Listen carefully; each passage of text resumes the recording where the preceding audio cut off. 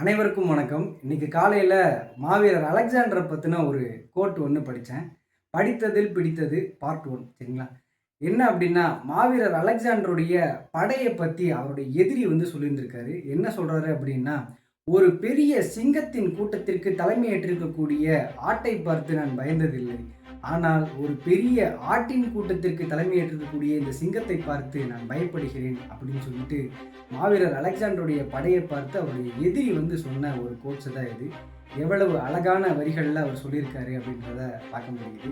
இதை நம்மோட எப்படி நம்ம ரிலேட் பண்ணிக்கலாம் அப்படின்னா, இந்த போர்க்கள காட்சியை நம்முடைய போட்டித் தேர்வா நம்ம இமேஜின் பண்ணிக்கிறோம். நமக்கு பின்னாடி இருக்கக்கூடிய இந்த படைகள்ல என்னென்ன விஷயங்கள் இருக்கும் அப்படின்னா, நமக்கு வரக்கூடிய துன்பங்களா இருக்கலாம், நம்முடைய குடும்ப சூழ்நிலைகளா இருக்கலாம், துரோகமா இருக்கலாம்.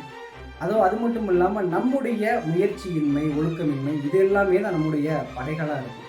இந்த படைகளுக்கு நீங்க ஒரு ஆடை போன்று தலைமை ஏற்றிருந்தீங்க அப்படின்னா, இந்த படைகளுக்கு பலியாகுவதோடு இல்லாம, உங்களால போர்லயும் ஜெயிக்க முடியாது. அதாவது அந்த போட்டித் தேர்வுலயும் நம்மளால ஜெயிக்க முடியாது. ஒருவேளை நீங்க சிங்கங்களாக மாறும்போது நிச்சயமாக போர்லயும் ஜெயிச்சிடலாம். இந்த படைகளும் சரியான முறையில வழிநடத்தலாம்.